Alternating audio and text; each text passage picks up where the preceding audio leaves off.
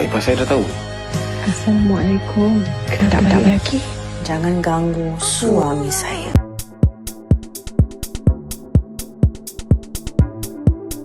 Humairah tiba di pejabat dengan perasaan marah dan menghempas pintu biliknya dengan kasar, mengejutkan para pekerja. Dia melampiaskan kemarahannya kepada Adila, setiausahanya, dengan menegur kebersihan bilik meskipun hakikatnya bilik itu bersih. Dia hanya ingin mencari alasan untuk marah. Dalam keadaan emosinya yang tidak stabil, dia terdengar perbualan beberapa pekerja mengenai dirinya dan Amiruddin. Mereka membincangkan bagaimana Humairah yang sepatutnya bersama lelaki kaya seperti Rafiq, akhirnya berkawin dengan Budin yang tidak berharta. Hatinya bertambah panas apabila mereka menyebut bahawa Budin lebih sesuai dengan wanita lain, bukan dengannya. Di pantry dia bertemu Amiruddin yang sedang membersihkan lantai. Kemarahan Humairah semakin memuncak apabila Amiruddin menunjukkan kepedulian terhadapnya, bertanya tentang keadaannya selepas kejadian semalam. Humairah menyindirnya tentang kakak iparnya, mendakwa Amiruddin lebih mengutamakan wanita itu.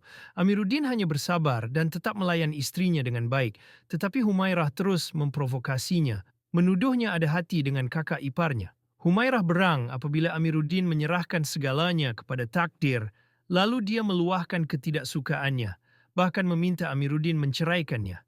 Namun, Amiruddin tetap tenang dan menghidangkan minuman kepadanya. Humairah yang masih marah hanya meneguk sedikit minuman itu sebelum membuangnya, lalu keluar dari pantry dengan perasaan sakit hati. Humairah mengurung dirinya di dalam bilik sehingga lewat petang kerana terlalu marah. Amiruddin yang setia menunggu, risau apabila istrinya tidak keluar walaupun hari sudah malam. Apabila akhirnya Humairah keluar dari biliknya, dia tetap bersikap dingin terhadap Amiruddin dan menolak bantuannya untuk pulang. Amiruddin tetap mengikutinya hingga ke lift, mengingatkannya untuk makan. Humairah semakin geram dan menghalau suaminya. Ketika berjalan ke arah keretanya, Humairah menyadari ada seseorang yang mengikutinya. Namun, apabila dia menoleh, dia terkejut kerana lelaki itu bukan Amiruddin, tetapi seseorang yang memakai topi keledar penuh. Lelaki itu bertindak kasar dengan cuba menarik Humairah, menyebabkan dia panik dan meronta-ronta untuk melepaskan diri. Dalam keadaan tegang, lelaki itu menolak Humairah hingga dia jatuh dan mengalami kecederaan. Saat itu Amiruddin muncul dan mengherdik lelaki tersebut, mendedahkan bahawa dia mengenali penyerangnya. Dalam kemarahan, Amiruddin menendang lelaki itu dan memaksanya membuka topi keledar.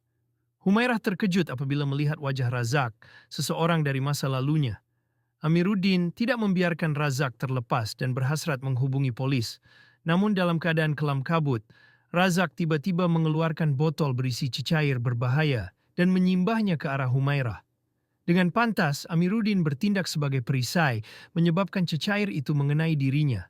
Humairah menjerit ketakutan apabila melihat suaminya terkena simbahan itu.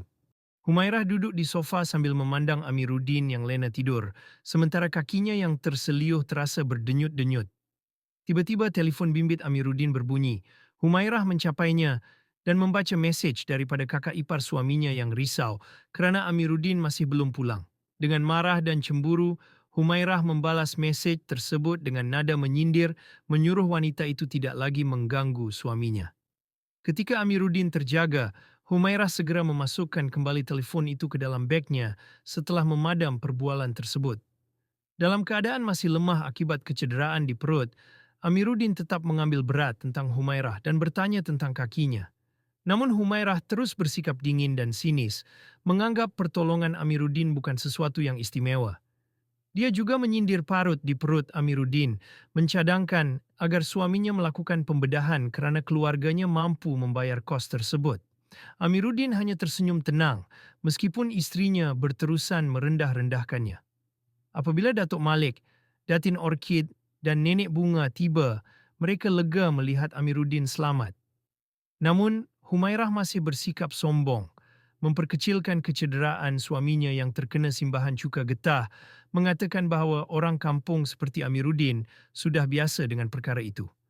Sikapnya yang angkuh membuatkan Nenek Bunga marah dan menegurnya dengan keras, menegaskan bahawa dia sepatutnya bersyukur kerana mempunyai suami yang sanggup berkorban untuknya.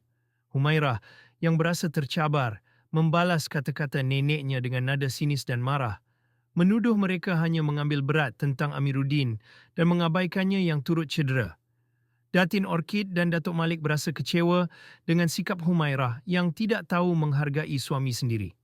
Amiruddin cuba menenangkan keadaan dengan menyatakan bahawa kejadian yang menimpanya adalah ujian daripada Tuhan, tetapi Nenek Bunga tetap menempelaknya kerana terlalu mengikut kata isteri yang keras kepala.